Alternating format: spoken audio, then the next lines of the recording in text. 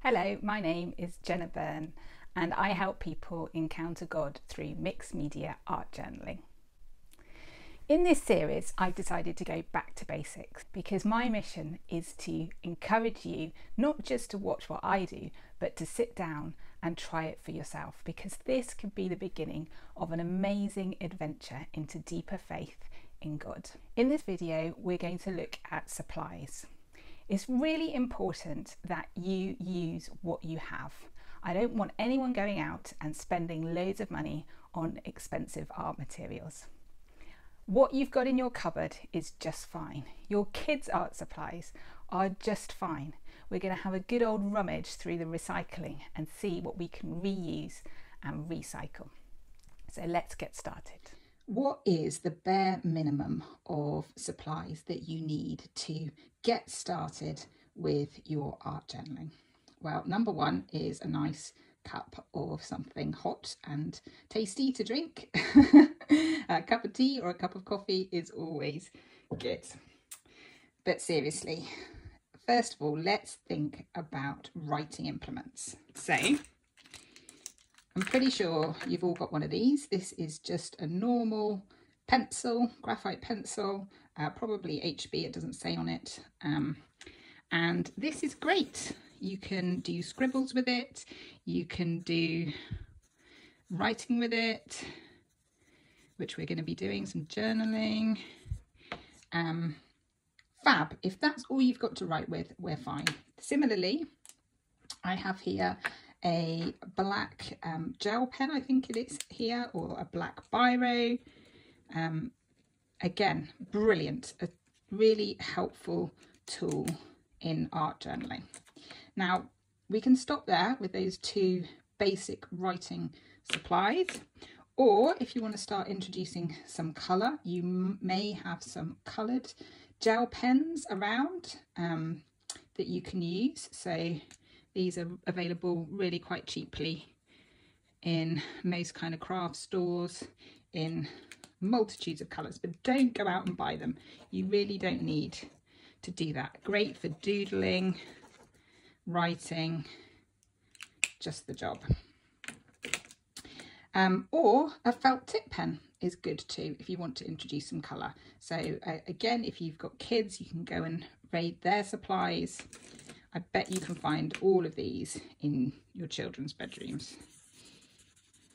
This is a B-roll colour broad, but literally any felt tip will do. That is more than enough in terms of supplies for writing with and doodling with. Again, if you've only got these two, you're going to do just fine. Let's talk about paints. So for this project, I am actually going to use some watercolour. This is a Winsor & Newton set that I've had for decades. I don't know if it's still available, but I'm only going to use one or two colours. So you don't need a big set like this. They do much smaller sets. You don't need high quality paint at all. If you have got some kind of, children's paints, they will be absolutely fine. So any water-based paint is good. So I have watercolours here. I also have acrylic paint. So I am mainly going to be using white acrylic paint. If you don't own any acrylic paint, really the colour that I would tell you to go out and get is white. And that's all we're going to be using in the art journaling page that we're going to make later on.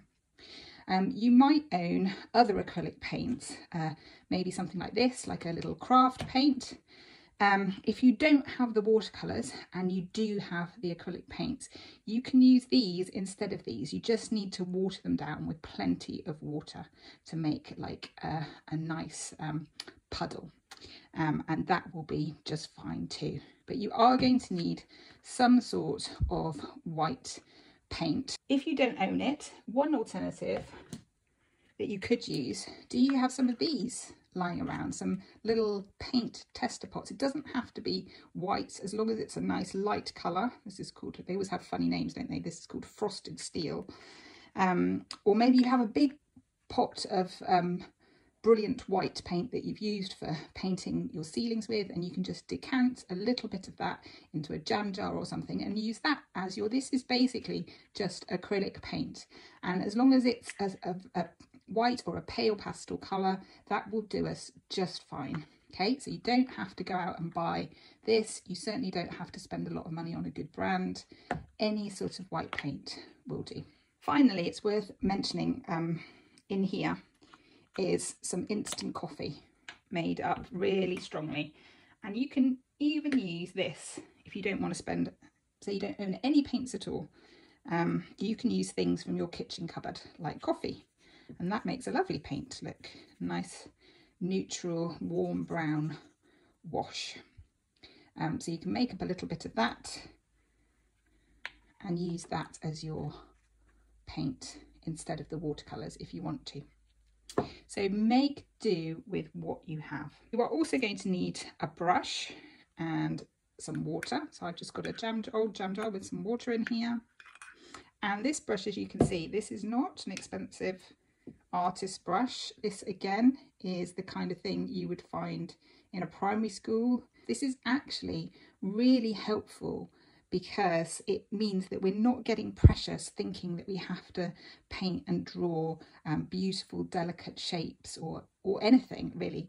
The brush is just a way of getting colour onto the page. So that is all we're going to be doing is picking up some colour and splatting it onto the page. You can hold your brush really quite loosely. We're going to be doing things like this, easy peasy, and using a nice big brush and a slightly messy brush gives you some interesting marks and helps you stay loose and relaxed and not all uptight. So we've got our writing materials, we've got some paint, we've got our water and a brush.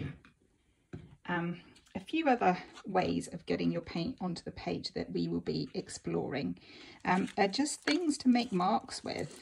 This is bubble wrap. If you've got some of that hanging around, a little piece of that makes some lovely marks, as we'll see later. This is a piece of corrugated cardboard, which has just got these ridges on, which makes nice lines. You can find some of that in the recycling. This is the lid off my milk, and we can use that to make nice circles with. So basically anything that's an interesting shape that you would like to experiment with. But if you've got one of these three things lying around, and then we'll print some shapes on our pages, whatever you have lying around the house. You don't want loads though. Don't overwhelm yourself with lots of options. One option, two options, that's enough, okay? And I have here, this was actually a takeaway lid, something to use as a palette. You can use a paper plate instead, but I like to use and reuse these plastic ones. So now we're going to go into the kitchen and have a little rummage through my paper recycling to see what kind of interesting bits of collage material we can find in there. So come with me. And here is where we keep our paper recycling. So there could be anything in here that looks an interesting texture or pattern that we can use. So one straight away that you may well have is some brown craft paper, probably from Amazon. And this is fabulous. It's a great mid-tone and it's a really good option for collage on your page. So we're going to definitely have some of that.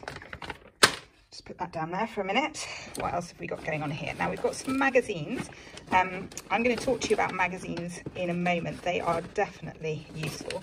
Oh, look at this. So this is a security envelope, and you can see if you peep through that window that many security envelopes have this lovely pattern on the inside, and that is something that we could definitely use as collage in our work.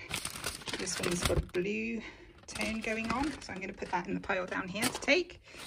Oh look, this is lovely. This is a paper bag and it's got some lovely silvery grey stripes on it.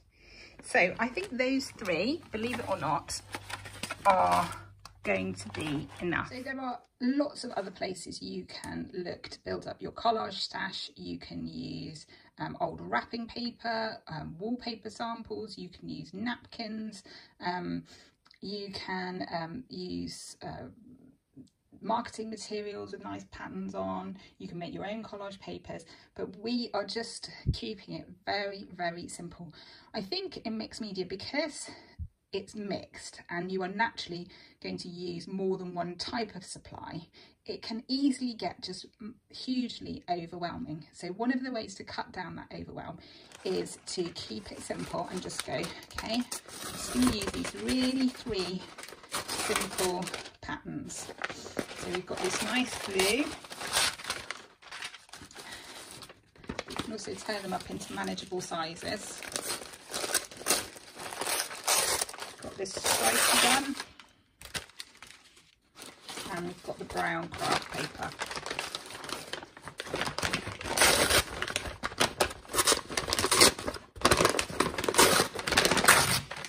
Okay. I think you can find something like this in your recycling too. While we're on the subject of collage papers, I want to share with you another little gift from me. This is a collage sheet.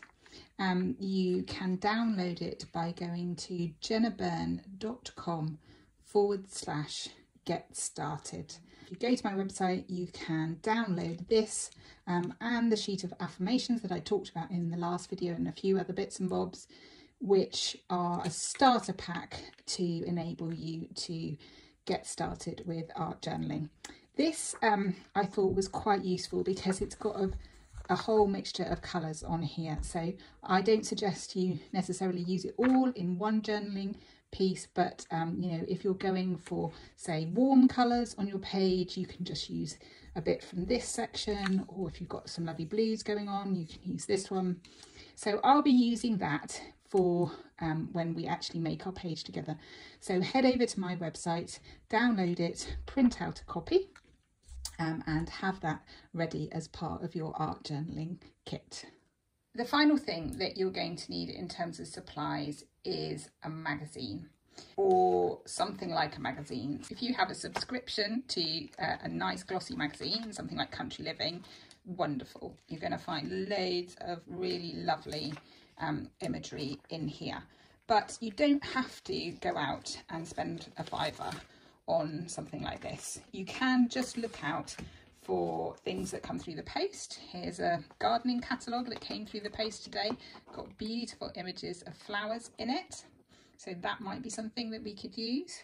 Or this is a free programme for our local theatre that has some lovely bold text and images, different sorts of images in here. Really good option.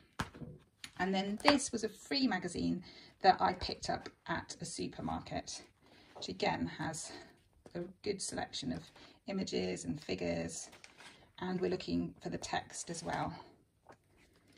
So you don't need loads of them. One or two is plenty. You know, ask your friends and neighbours if they have a nice subscription to a magazine, if they've got any that they're throwing out as well. So I'm sure you can get your hands on something that would be suitable for us to use. And I almost forgot, if we're going to do collage, we also need something to stick our collage down with. You have probably heard me talk about different types of glues on my videos, gel medium, Fabri-Tac, Mod Podge. There are lots of different glues out there, but really this will do perfectly fine. This is just a cheap glue stick from my local supermarket, and for our purposes that is going to be completely fine. And you might also need some scissors. I do a lot of tearing with my collage, so I don't actually use scissors all that much, but we might need them at the end just for cutting out some words and letters. So stick these in your kit as well. Finally, you're going to need something to do your journaling on. So I could get into art journals and different types of art journal and pros and cons and what I use. But really, we're just going to keep it so simple today. We're just going to do our journaling on a piece of A4 paper. Okay, if you've only got the very thin copy paper, that's fine, you can use that. Ideally, you'd like something with a tiny bit of thickness to it, so somewhere in between card and paper. This is cartridge paper, I don't know, probably 140 GSM, something like that. But don't get hung up on that. Any piece of A4 paper will do absolutely fine for our purposes. The aim of the game here is to get started, not to give us any excuse for procrastinating. If you want to hear more about supplies and what the difference between watercolour and acrylic paint is, what gesso is, how they work on the page, how you can play with them and use them in your art journaling, my online course, Wild Art Deep Faith, has lots more information on how to use supplies. We have a whole section on play where we look at playing with the different supplies. We look at what they do and different ways that we can use them in our art journaling. But for our purposes today, we're going to keep it super simple. So a reminder, you need something to write with. You need some water and any old paintbrush, even a DIY store one. Something like this would be absolutely fine. You need some sort of paint to paint with, ideally a white acrylic of some kind, something to make marks with, some collage papers from the recycling, and a magazine. And that is all that you need to get started with art journaling. If that's all that you ever had, you could create some great pages and have some great times with God, which is what it's all about. So over to you. You need to go and gather your supplies now before you watch the next video, because I want you to do this with me. I want you to get over those barriers and actually start creating, maybe for the first time. And when you've gathered all your supplies, you might want to grab a little box to put them in. Just any old box would do, a cardboard box. And that way, if we just keep everything together, I'm not going to put the water in there quite yet, but yeah, if we can keep everything together, then you're basically all ready to start journaling, aren't you? It's like a kit. You've made yourself a little kit. Yeah, if you've got it all in a box, then whenever you have 5 minutes or 10 minutes or a little quiet time after you've just put the kids to bed, you can go and grab your box and you don't have to go and fetch things from all over the house. You've got your little minimalist kit ready to go. Okay, I'll see you in the next video where we're going to talk about the blank page and what we can do to be less scared of it.